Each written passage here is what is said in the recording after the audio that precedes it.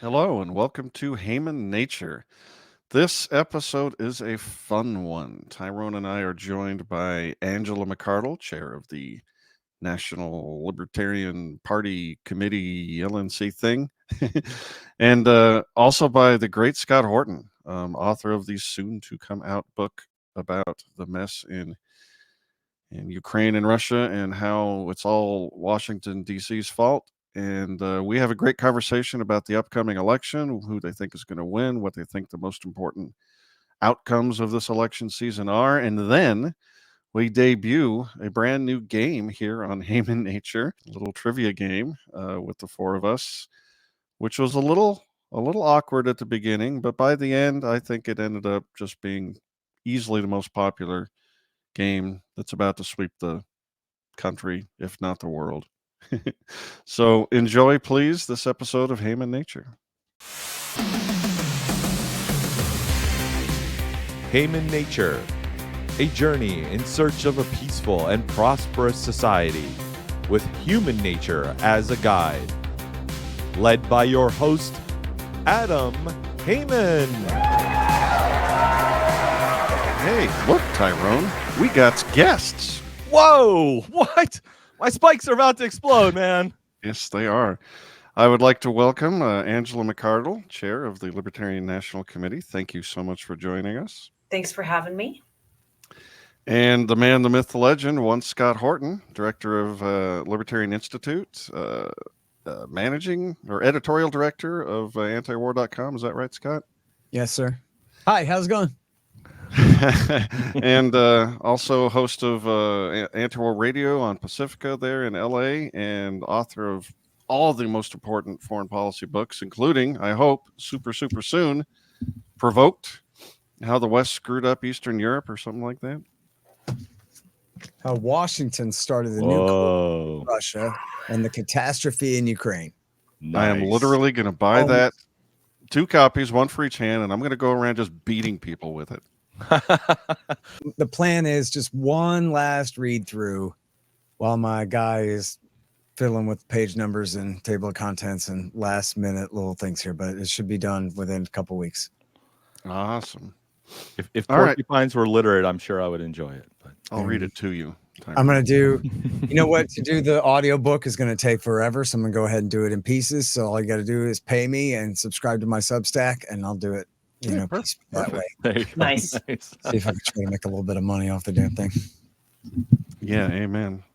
All right, well, we have a fun little game we want to play, but first, since we're just days away from what I hear is the most important election of our lifetimes, I wanted to talk a little bit about just the campaign season.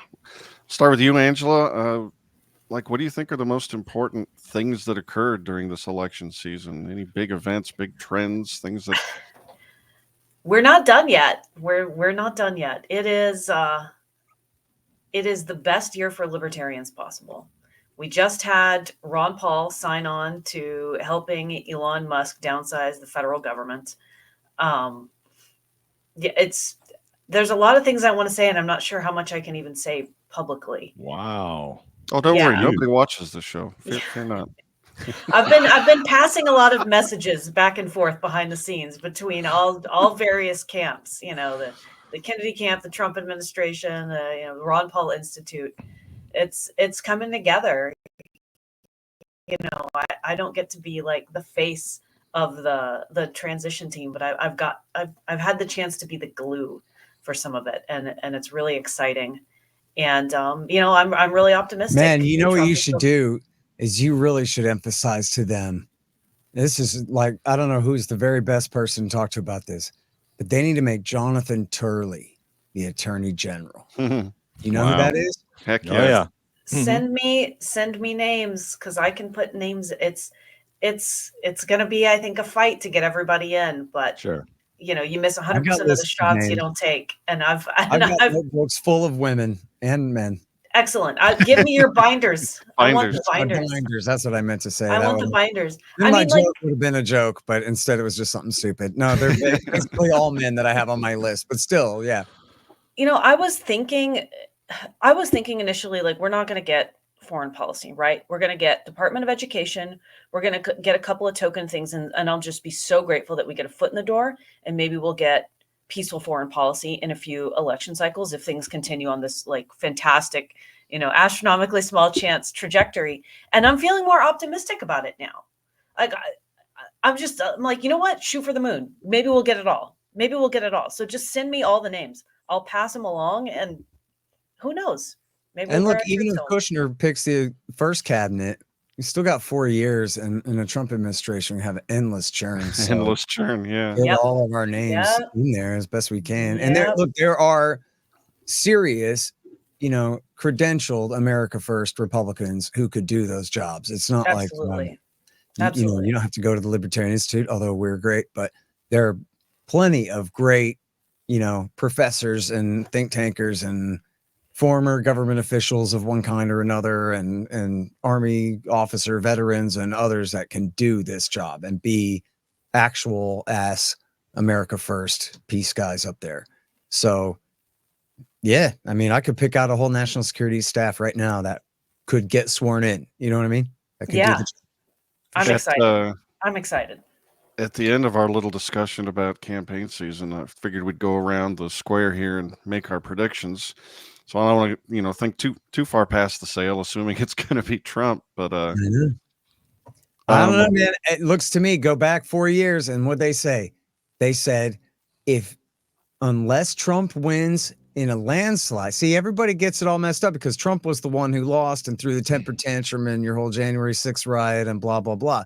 But in August and September, they were saying if Trump wins with anything but a total undeniable landslide, then they're prepared to go full-scale color-coded revolution against him, and even threaten to have the West Coast states secede from the Union, have alternative slates of electors chosen to go to send to the Electoral College, which is what they accuse Trump of sedition and insurrection for doing that exact same thing. They had all this planned out. Now, the thing is, when he took power in 2016, they sort of kind of tried this, but I mean, it's a big country, man. You'd have the amount of pressure from below you'd have to build to pull off some kind of rose revolution here. I mean, look what they did. They got a bunch of NPR ladies in pussy hats to come out and do their little march. That was not a threat to the presidency, and whether he was going to have to resign in the face of that and appoint his enemies to replace him or whatever. It's just, but are they going to try this time again? Yeah. And, I just read this great thing by John Robb, who's like the network swarm specialist guy. And his whole trip is about what he calls the networked tribes on the internet, and how they're all the successful ones are formed around who's your enemy, and building alliances against common enemies. And even though for everyone who's not in on it, all this Trump Hitler crap sounds completely crazy, it's a unifying message. And he cited some poll said about 46% of people buy it. The other message on the other side is, no, he is not either. And that's not a good enough message, right? The message on the other side should be a vote for Harris is a vote for World War III, or something very specific, and to rally people around like that. A vote for Harris means they're going to cut your son's nuts off or whatever it is, and get people to rally against something real. But he's describing how, I mean, after all, the Democrats are sitting in power right now. They have an entire national security state on their side. Go back and look at what we know now was happening behind the scenes during 2015 and 16 with the setup of Russiagate. And then the way that they set up in 2019 and 20, the way they set up to pretend that they didn't already have possession of the verifiably proven Hunter Biden laptop for a year before they said, publicly claimed it was Russian disinformation and all that. So to what lengths will they go if Trump wins with anything less than a major landslide in order to try to do some sort of color revolution and overturn it? Man, I think that there are plans in place and they're going for it. And they have all they're this ready to pack it up. All this stuff. I don't think it'll work. I mean, the fact is, remember, Hillary wanted the CIA to brief the Electoral College that Russia stole it for Trump, and so you should give it to her, or at least throw it to the House so they can give it to Colin Powell or Paul lying.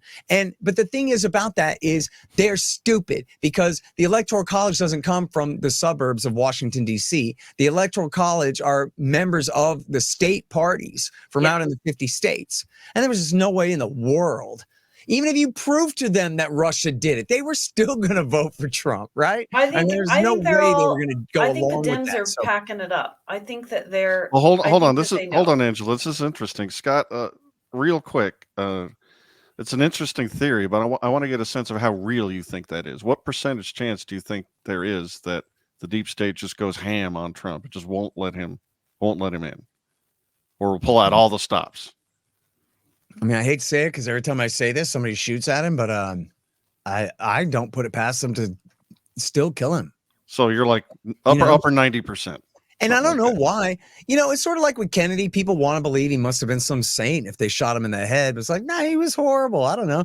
Like, he's not, I don't know what it is about Trump that they hate so much other than that he hurts their feelings. He insults them and he says that they've done a terrible job. He breaks all the decorum about what you're supposed to say about your political enemies. Not that he'd ever really do anything to them or even really reverse their major policies.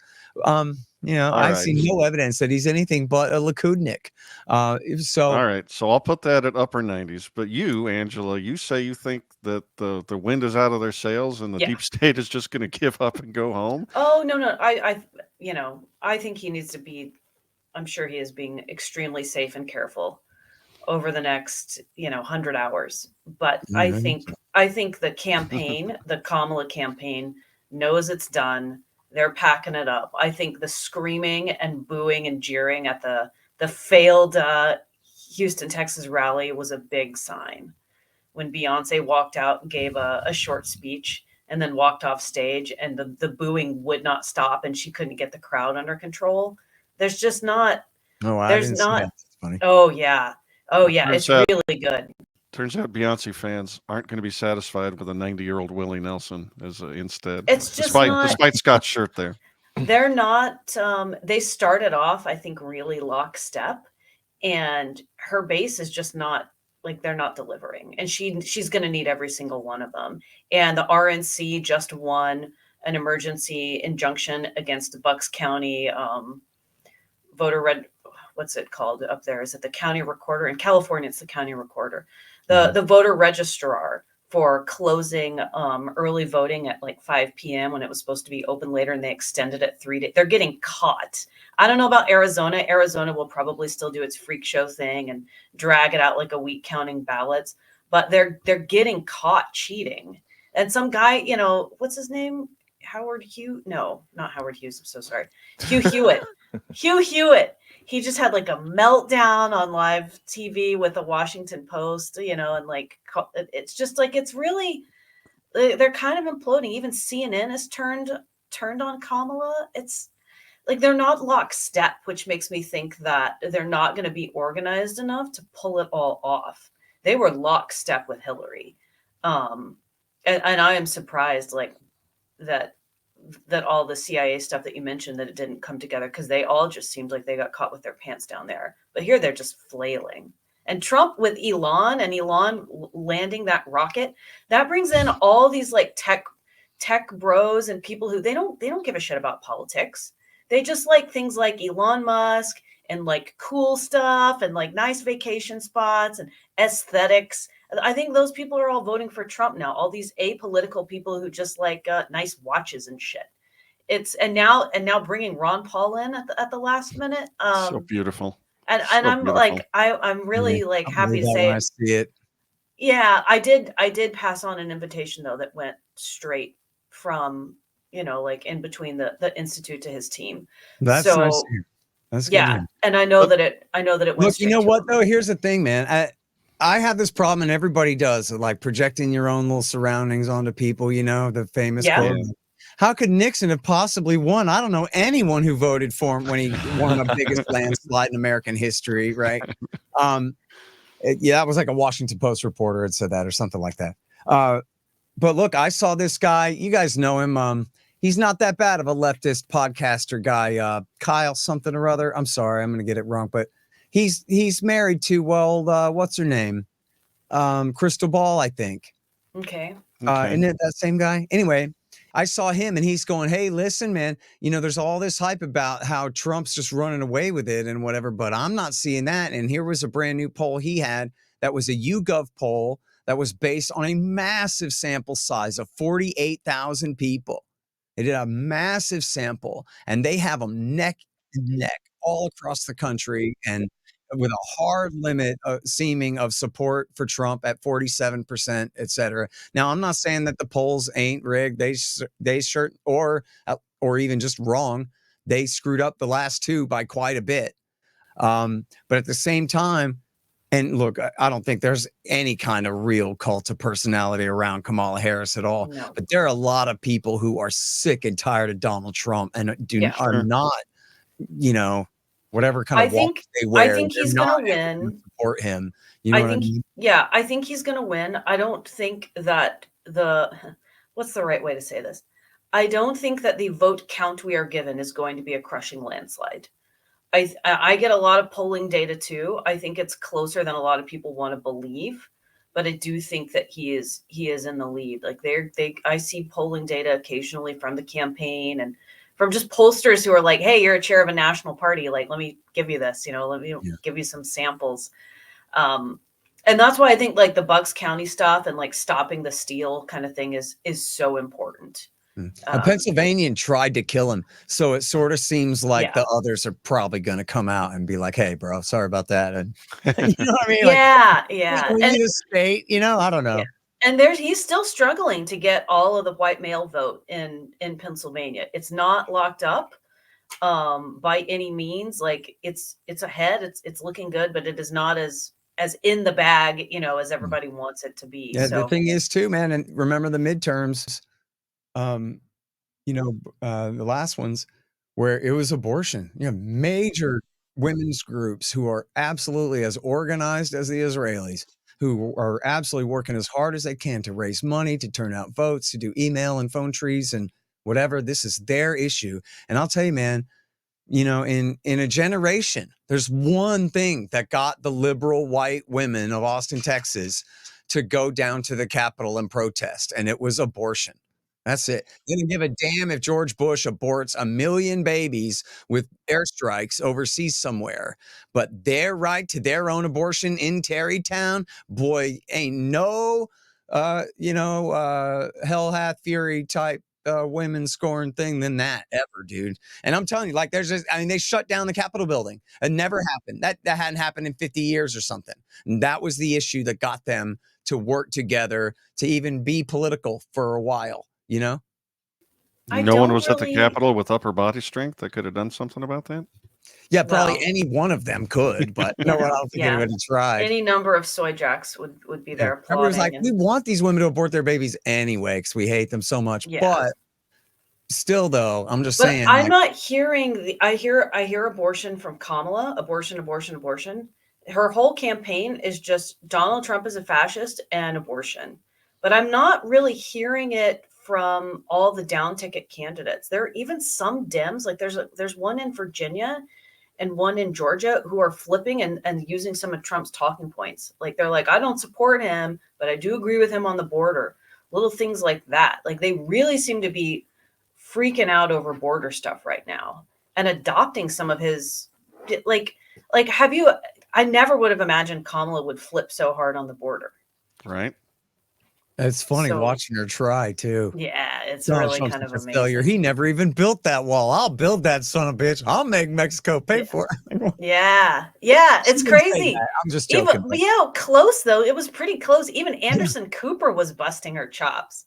It was like, wow. Yeah, at least making her answer the question. See, my thing is when I hear Kamala Harris, I just could just cringe myself inside out and die of it. Like it's her voice makes me want to perforate my eardrums. I'm trying to think about it. Worse than any nails on any blackboard. It's worse than Hillary Clinton. I would rather kind of like amazing. It's like just kills me. And so I cannot help but think that, like, it's sort of like, I don't care about this stuff at all. I truly don't. But I just can sort of, estimate that there are some giant percentages of American Protestants who are not going to turn out for Mitt Romney, a Mormon, to be the president. Like, I don't have to feel that way about it to know that they do. You know what I mean? And I think like just the fact of her being a woman and her being a minority, I mean, in some quarters, I guess that really is a boost. But I think overall, that probably is like a few percentage points off the top, no matter what there. Because like even women are misogynists a lot of the times. Yeah. You know what I mean? I've heard a lot of women say a lot of snarky things about why we should never have a woman president. You know what I mean? Well, she doesn't exude. They like themselves. They don't like she each other. doesn't exude competence. You're right. Like, but I should say, I have known women in my life who are extremely competent type people who, you know, surely there are women who could do that job, you know, even as defined by the empire, or whatever, but not her. Hillary Clinton Trump says, imagine her negotiating with a foreign adversary. No. Hillary Clinton's competent. She's like a demon from hell. But she's very competent. You're like, oh yeah, that woman. It's totally believable that she's got like a 48-person long kill list, meticulous, methodical. Right. At least, yeah. Look, I mean, if you watch, for one great example of that is if you watch Hillary Clinton's confirmation hearing to be senator, she has clearly read the briefing book. She didn't get the briefing. She read it and maybe 3 times, and she understood every word of it, and she knows exactly what she's talking about. She's horrible on everything.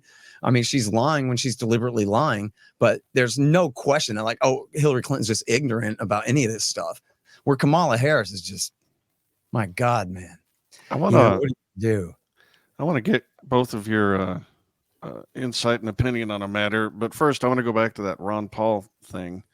For me, the highlight of this campaign season was Elon Musk tweeting out a meme, you know, from Office Space with his face and Ron Paul's superimposed over the two guys saying, so what would you say exactly you do here? Yeah. I mean, that's just so perfect. That's awesome. So he has a lot of libertarians who work for him. One of my good friends here in Austin runs up his litigation for Tesla. She's just like a hardcore ANCAP. Her husband works at one of the libertarian like law institute places. I won't out them.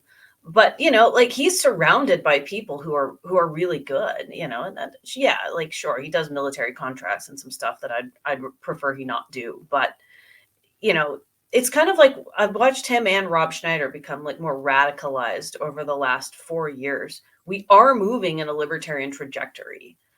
I'm excited about it, you know, and I passed the invitation on really, really quickly. Also for Trump or JD Vance to go on the Liberty Report, and their schedule is super tight. So I don't know if they were able to do it, but I know that it went straight to him and it didn't get, you know, lost in the sauce. Well, that brings me to my question. What do you think is going to happen with all this populist energy that's currently in the Republican Party under the two scenarios, whether Trump wins or whether Trump loses? You know, what is going to be, what is it going to look like? It's going to be all directed to the Likud party, Israel First movement.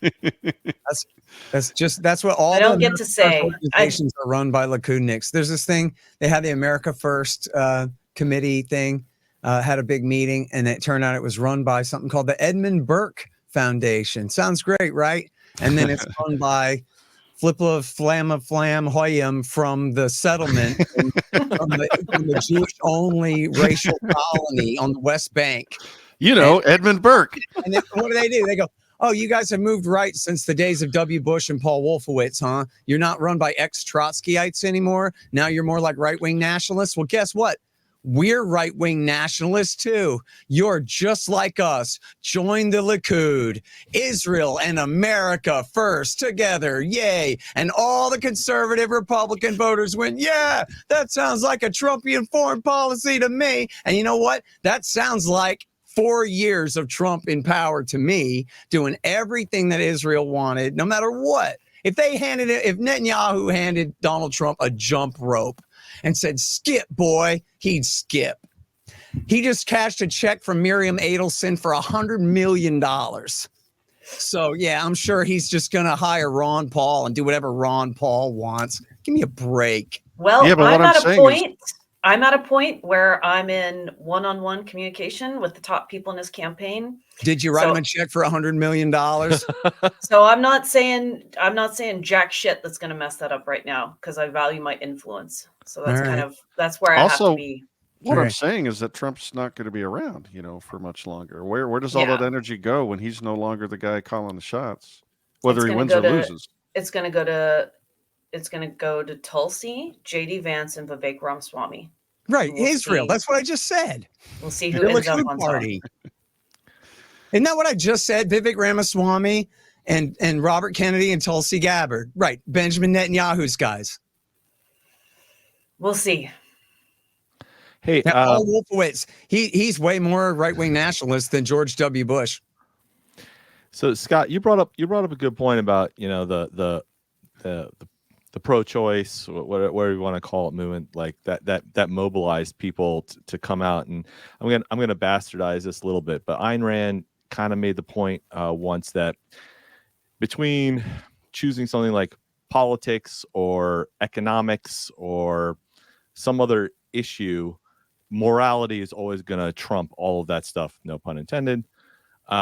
So I really think that, you see all the polls and it's like people put the economy as their number one issue, but what do you think? Are people going to really vote with their morality over their pocketbooks? I mean, I think that's the way it goes, right? So I'm not sure the way this one's going to go. Yeah. I mean, I think that's a great way to put it. Another way to, and this applies like for everything, right? Is that it's always easier for people to just gossip about what Jimmy said about Sally or whatever, than to actually learn about what the Federal Reserve is doing and why, and what's the interest rate now, and what was it last month, and what are they thinking about raising or cutting it to, and what difference it makes. That's like smart guy stuff for other people to worry about for almost everyone, Same with foreign policy or, any major issues of policy that are like, very technical or debatable. Something like abortion is something where you don't have to know anything about anything to know what that is, and that the right-wing Christians want you to not have them, and that the left-wing humanists want you to have one, and like you're just supposed to fall somewhere in the middle of that or something. I don't know. And then, you know what I mean? But so like, but inflation, prices are going up. But do you really think Donald Trump or Kamala Harris is going to bring them back down again for you? Only with a major economic depression. I mean, that's the cure to your inflationary boom, is a massive crash, and that may well be coming. But so, like, is anyone with aggressive deregulation? Or with aggressive deregulation, if Elon gets his way and he cuts a shit ton of regulatory things, and we have a big job boom that's not government jobs, that would be really optimistic and good for us, and that would bring down the cost of things. Okay. Well, Adam, let's segue in the interest of time here to our final predictions, shall we? Angela, you first. Who's going to win this thing? Donald Trump, 51.5%. Whoa! So you're saying popular vote also? Yeah. Okay. Oh. I mean, I would like to see a Reagan Mondale type blowout here, and I don't like Donald Trump, and I really resent that he's basically representing the Likud party here, but Kamala Harris is running as the Mossad candidate. So what difference does that make? None. And she's like assassinating people. She's the one who just killed, 100,000 Palestinians. Donald Trump only caused that to happen. Kamala Harris actually helped it happen. So damn her 10 times more. Although that is 100% the fault of Donald Trump and Jared Kushner's Middle East policy. October 7th and the entire aftermath is because of them doing whatever Netanyahu said for 4 years, and denying independence and freedom to the Palestinians. But even with all that being considered, the Democrats are no better. And they've actually, in practice, murdered far more. This is the worst. This is the worst that Israel has ever been. The worst thing they've ever done since the founding. And the Democrats have been in on it for a year straight.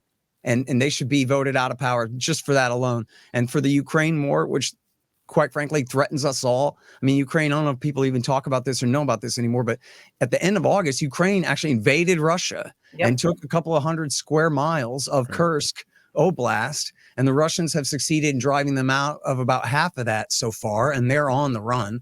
But still, I mean, imagine an American proxy war, not just on Russia's border, but crossing inside Russia and thinking that this is acceptable in any way. It's the same thing as in 2004, where it doesn't matter that John Kerry is also skull and bones, and that John Kerry is also going to continue the war. What matters is that George Bush must be fired because he lied you into war. He had a bunch of ex-Trotskyite communists to lie you into war for Israel, and so he must be removed from power for that. You don't ratify that. You don't re-elect that. And it's the same thing here. These Democrats must be purged. And on top of that, like on just the personal level, I hate liberal Democrats so much now, more than I ever have before. Like, they might as well have just burned Waco yesterday to me for just like the cultural revolution stuff. And they ruined Star Wars. Like, of all the things in the culture to use to be the absolute vanguard of the trans woke whatever movement, they hang on a second, Scott. So Hang on. Before we get to the big reveal, I just want to point out that I asked you who you're going to... But I'm definitely rooting for him, and I want to see an absolute massacre. I want to see an absolute blowout on the part of the right.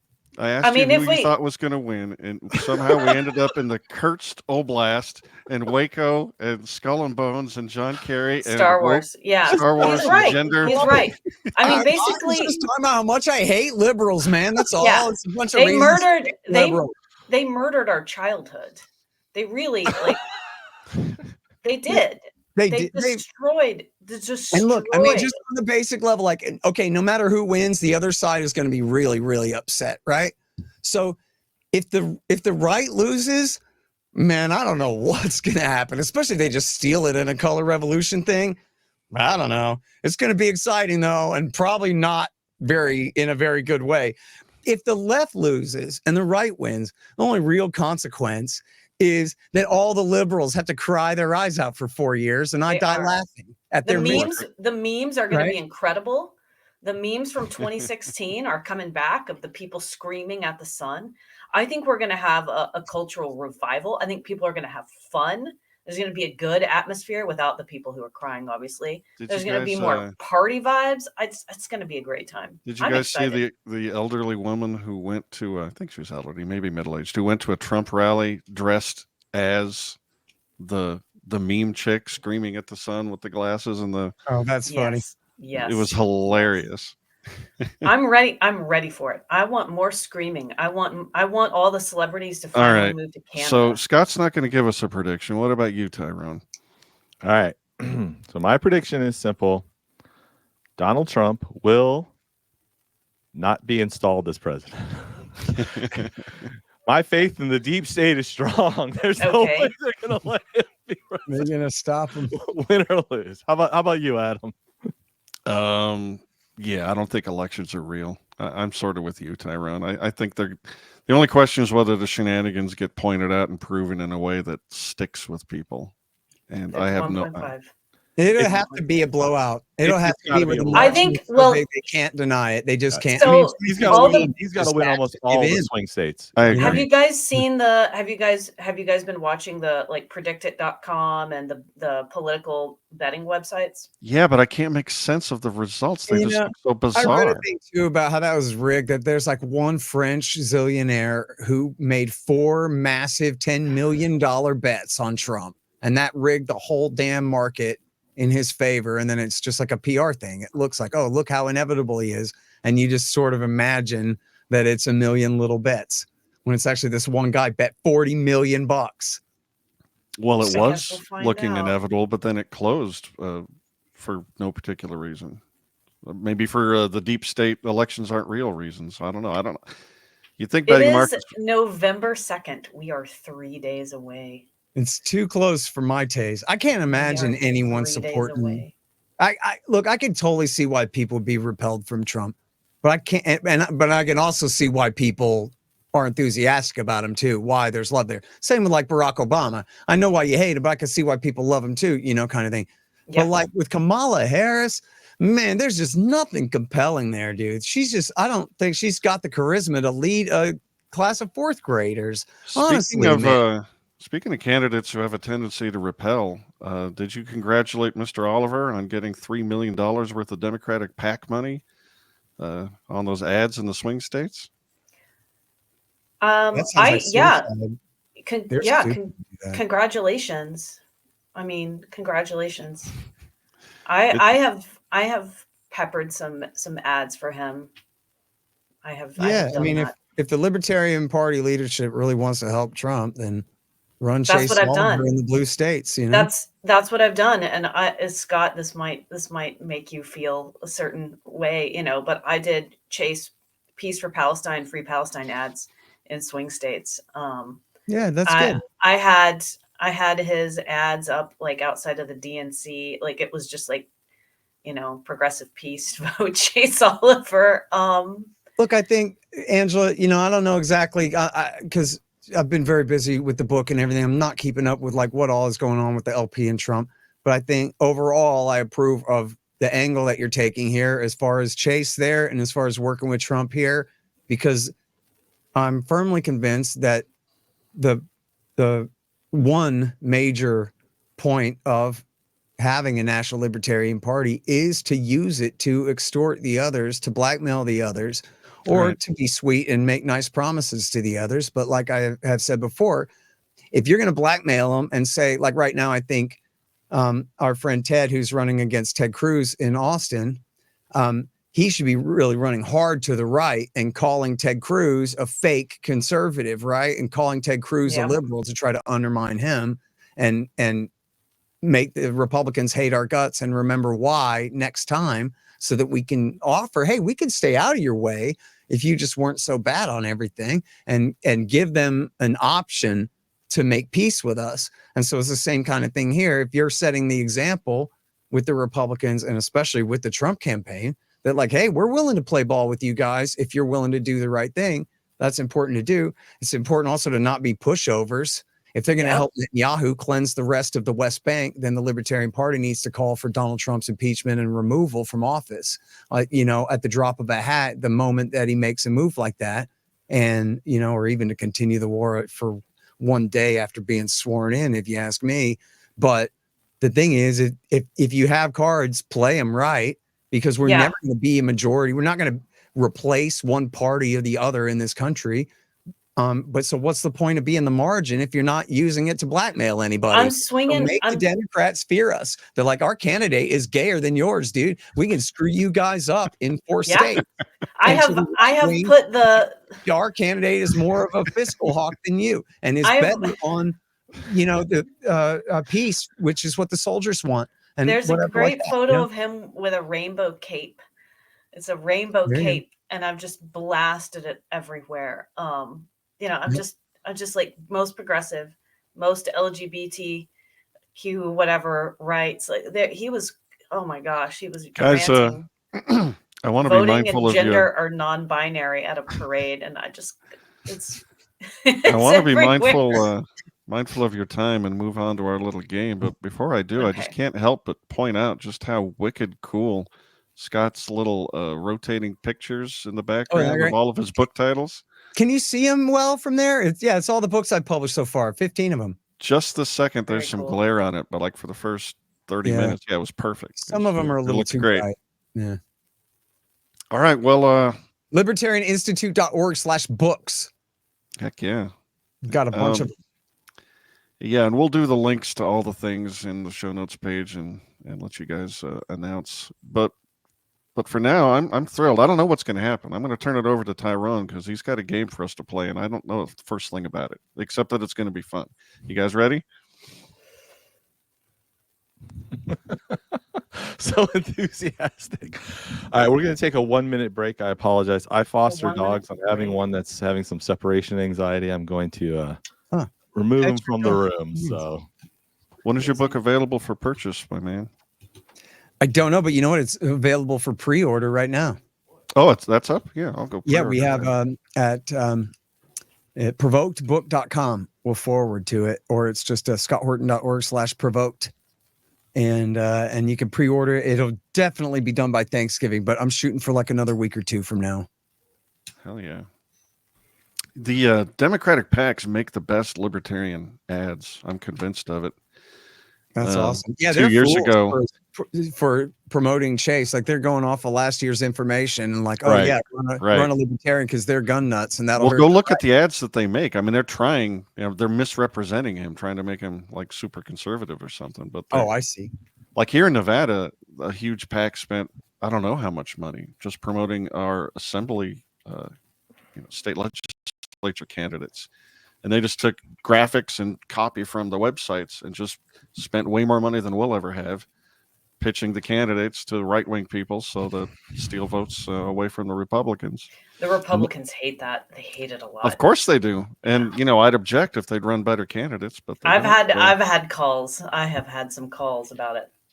Yeah. Well, see, that's the whole thing, right? We're really powerful. With 1 or 2%, we can make or break your day, baby. So what you gonna do, dude? We think you suck on this, and this. And that's why we're giving you a hard time. I've just said that the trade-off is Chase. Like, I'm so sorry, guys. Like, it's out of my hands, but I delivered you the best thing I could. So, the Senate stuff, you just call the candidates. I was like, call them. Pick up the phone and call the candidates and talk to them. I can't force them to drop out. I can't promise you anything. I have been able to connect a few of them actually. And it was really good. We had a really positive outcome. We did it in Montana, but I'm just like, call them and start talking. That's the best way to do it. So I think this is a great talking point for the LP itself too. Cause people say, regular folks out in the world will say, but why vote for a third party though, when you know that they can't win, dude? If it's going to be close, I want to vote for the guy I want to win. We are the kingmakers. Because man, if we got 3%, if we definitely got the margin of error or the margin of victory, 3%, 5%, then that means that we have as much power as either of the parties, at least over their policy. And we can blackmail the crap out of them. We can make them hate our guts. And we can tell them, listen, the reason that your guy lost last time, you're right, it was us. And we're not sorry, but we're perfectly willing to negotiate if you're willing to negotiate. Otherwise, we'll see you in the fall and we'll do it to you again. And we're going to send you in. Angela's friend, what's her name, made this great little analogy where she said you got people stranded on an island. You have a group of 4 and a group of 3 and a group of 2. The group of 2 is the one with all the power. Right. Yep. Because if they join up with the 3, then they're the majority and they get their way. If they swing voting block, absolutely. Abstain and the other guys win. That's why those people showed up at our convention. They know we're the swing voting block. We did it. And so now the challenge is, there's a lot of questions out there going, well, what do we do in the future? Are we all supposed to go and join the GOP now? No, you lose all of your power if you go and do that.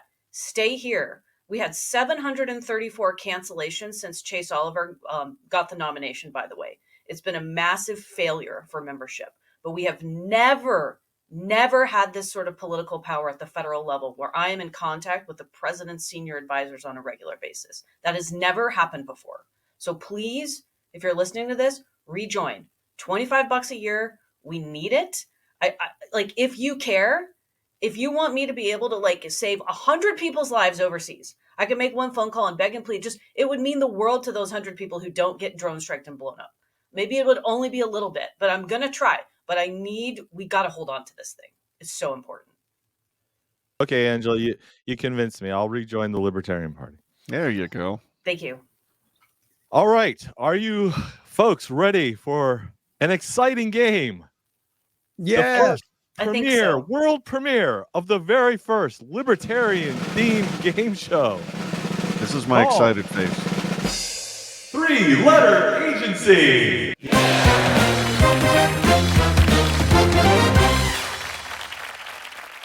All right, welcome everyone to the world premiere of the first Libertarian themed game show called 3-letter agency. I have a list of 9 items, each with 6 clues. If you think you know the answer, shout out your name. Your name is your buzzer. Today we have playing Adam Haman, Angela McArdle, and Scott Horton. If you buzz in and get the answer wrong, you are out for the rest of that item, but that item only. You can continue playing in the rest of the game. A correct answer scores you 1 point. No penalty for an incorrect answer. So if you've got a gut instinct, go ahead and chime in. An answer may be a person, place, or thing. The porcupine hobo has final judgment on correctness of answers and who buzzed in first. All of the answers will begin with one of the three letters of a government agency selected for this game, hence the name three-letter agency. Answers may be multiple words. But before we begin with the point scoring section, we have to find out what's our three-letter agency. And to do that, we're going to play the agency round. Oh my God.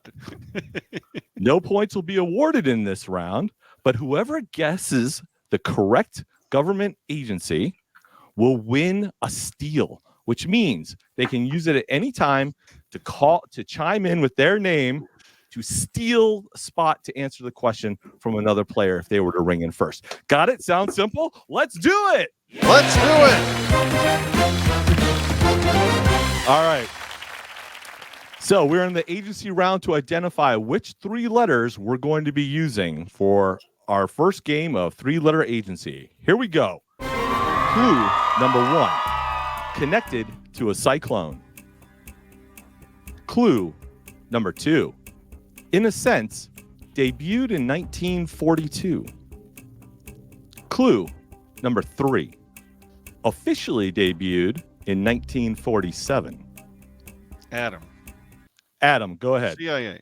You got it. The Central Intelligence Agency. Congratulations, Adam. You have won the steal option. So hold that in your back pocket for when you think you really know an answer, but someone beats you to the buzzer. You can steal it from them. We're All playing right. for a whole bunch of money, right? Oh, yeah. Tons. Sweet. All right. So our three letters for this game are CIA. All of the answers will begin with either the letter C, the letter I, or the letter A. All right. Here we go. Item number 1. Clue number 1. 2112. Clue number 2. Adam, go ahead. Rush. Now, last time I checked, Rush began with the letter R. It's not C, I, or A. I'm not very good with letters. You blew it! Adam, you are out for the rest of this item. Angela and Scott, we will continue. Clue number 2, debuted in 1905. Clue number 3, connected to Petrograd State University. Clue number 4, this playwright's Night of January 16th was performed on Broadway. Clue number 5, you might call her Alyssa or Alice.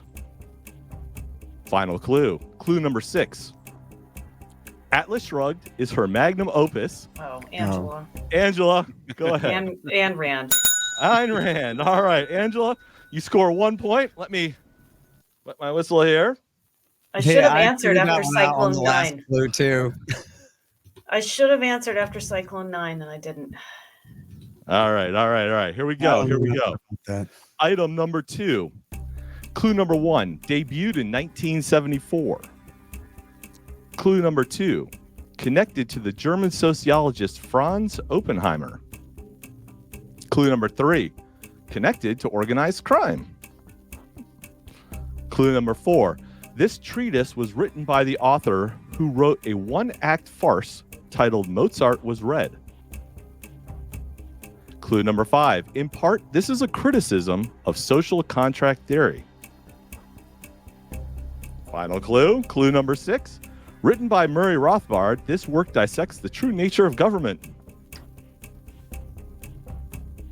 5, For a New Liberty? 2, 1. Anatomy of the State. Come on. Oh, that's an A. I kept It's thinking an A. C. Yeah, these I was letters are thinking screwing C. me up. The letters. I forgot. almost said it, and then I was like, nope, it's not a C or an I. I'm like, wait, the mafia financed the writing of that book? Oh, I get it. He's calling the government a mafia. Okay. Yeah. That's right. These clues can be sneaky. Remember. Okay. You guys are getting it. You're just warming up. I was like, man, that's kind of a cool little anecdote. I didn't realize that Rothbard was tied in with the mob, but okay. Warming up. All right. So no points there. So far, Angela has a 1-0 lead over Scott and Adam. All right, here we go with item number 3. Clue number 1.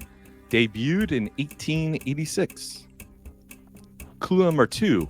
A bowler who would become a famous literary critic. Clue number 3. Connected to Canadian Prime Minister R.B. Bennett. Clue number 4.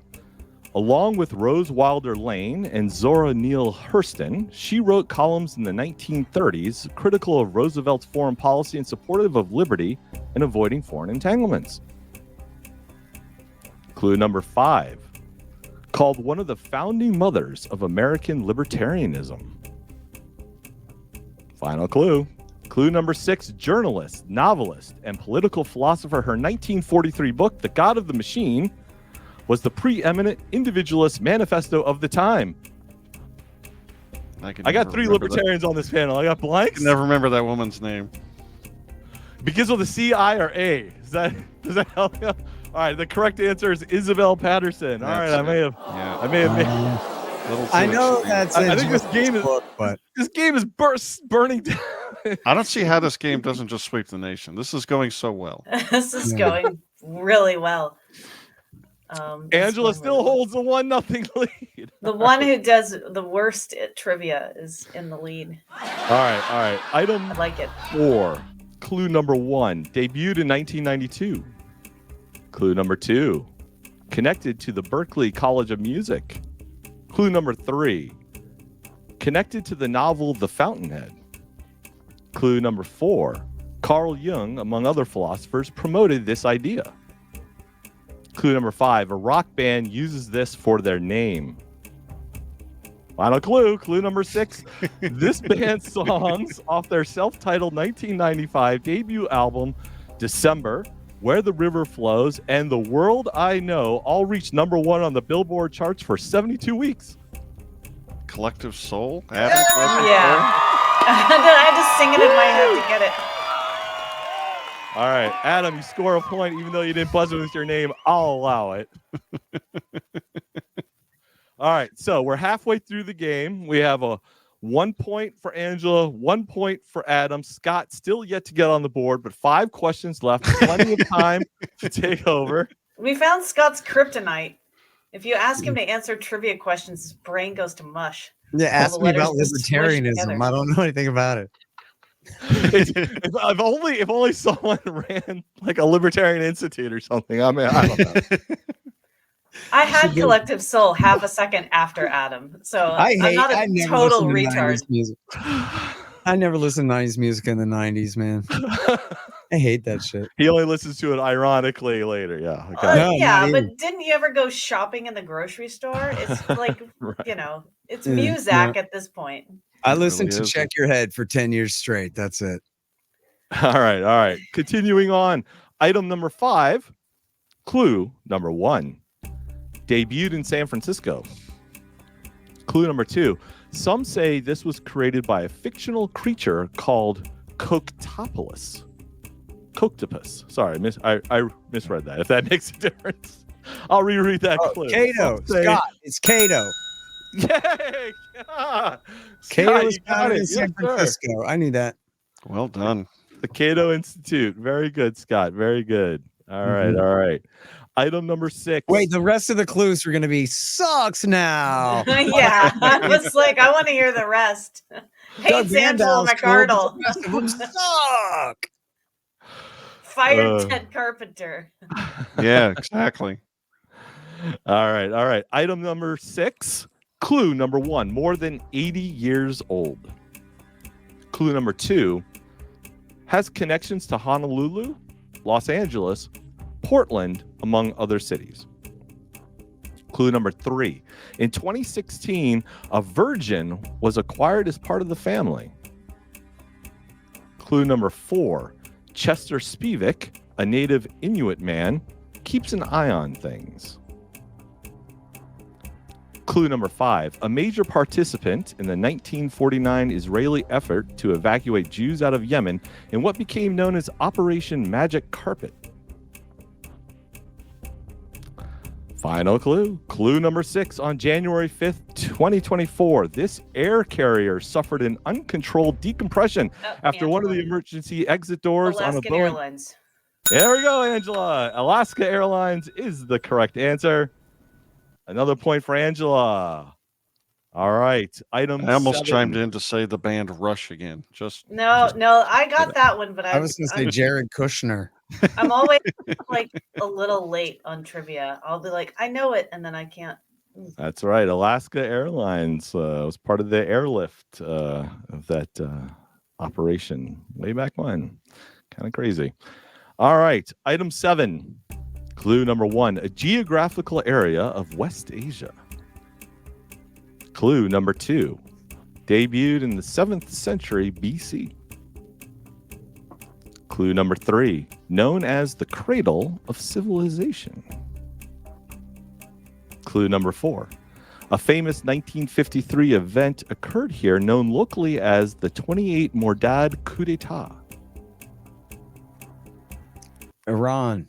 I was like, is Scott going to take this one? I was like, At first, I thought you were trying. Wait, the cradle of civilization, isn't that I Mesopotamia? wanted to say Persia, but I'm stupid. That's no, right. it had to be Iran. I thought Persia was the cradle of very next civilization clue, was Adam. Mesopotamia.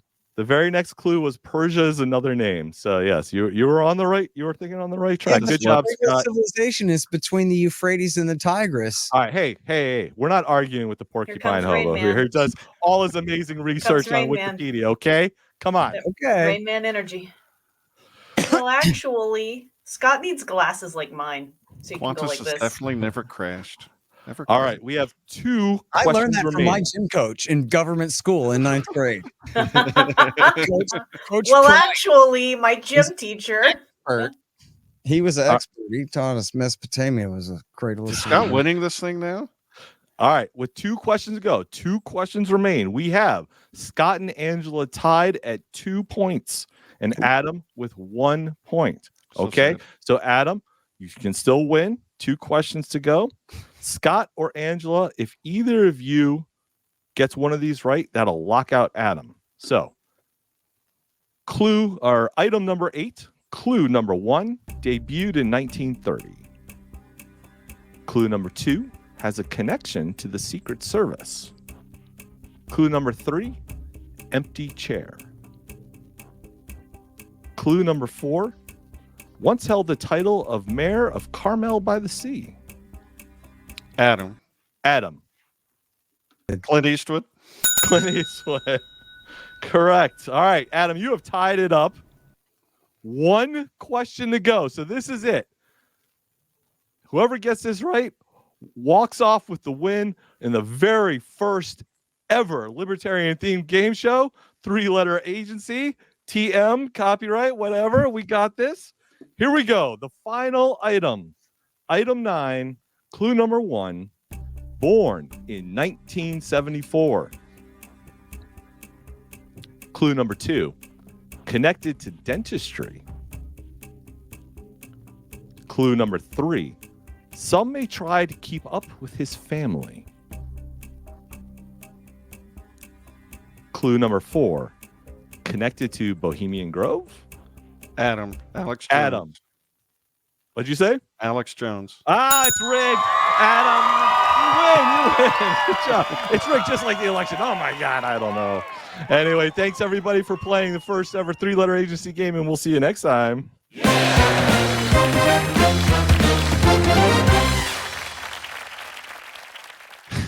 Yay. The dark horse candidate.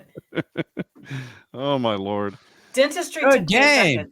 Took me a So second. Alex Jones's father was a dentist. Yep. So that's anyway. I've met him. He's a super Oh, nice okay. guy. He's Nice, super nice. I got keeping up with the Joneses, but then I'm like, Joneses starts with a J. You can't fool All me right, all again, right. You gotta Tyrone. have a little. Can't think so literally. I went to his parents' house for 4th of July. Oh my Lord. They're the sweetest people. Oh, nice. Yeah. They're very nice. Nice. All right. Well, family. we've hit the hour mark, which we promised we would exit you guys out of here. Adam, how do you want to wrap this up? I don't have the slightest idea. Okay, great. Most of this might end up on the cutting room floor. I don't know, but thank you so much, Angela and Scott, for coming on and my little show and our little show. Angela, where should people go to make the world libertarian and stuff? Oh, you should go vote Libertarian. whatever you think that means. Of course, I will freeze right as I give my final call to action.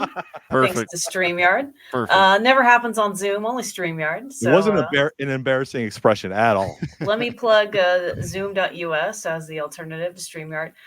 You should go to lp.org. You should join the LP. You should donate to us. You should help us continue to maintain our power as the most powerful voting bloc in the country, even though we are the least likely to get elected. lp.org. We are here to be the fixers, not the spoilers. Very, very nice. Mr. Scott Horton, where should people go to become educated about all things you? libertarianinstitute.org. I got a bunch of really, really great libertarian writers and podcasters there. I'm just the one of them because somebody's got to run the thing, but it's a really great group of guys. And then, of course, at antiwar.com as well. My show's at scotthorton.org. And the new book is available for pre-order right now at scotthorton.org/provoked. And it should be, depending on your DNS service in your time zone, it should be good if you just go to provokedbook.com. And then I promise it'll be out before Thanksgiving, but I think maybe as soon as like 2 weeks from now. That is absolutely fabulous. And anyone who's more interested in what we do at Haman Nature, please go to hamannature.substack.com and check that out. Thank you very much, and we'll catch you next time.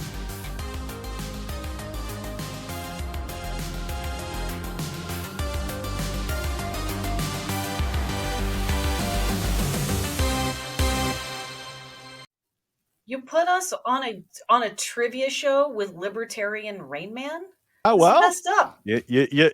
you don't know, because there might be some cultural things, there might be some sports things. I mean, there's a lot of libertarian adjacent stuff that. I'm here too. Jeez. I think you were Rain Man. Yeah, you were the Me? Rain Man. Yeah, You're the Rain Man. You're the poker player, card counter guy. You're the Rain Man. Yeah, but I bluff. Haven't you cottoned on to that now? I Oh, bluff. look at my 500-page book I just wrote in my spare time. Oh, I This know is all not- the names of all the tribes of the Middle East. No Adam, big this is deal. either going to be epically great or epically bad. Oh, I've All got right. a photographic memory of every CIA motherfucker that's ever been. All right. That's a Pashtun. God.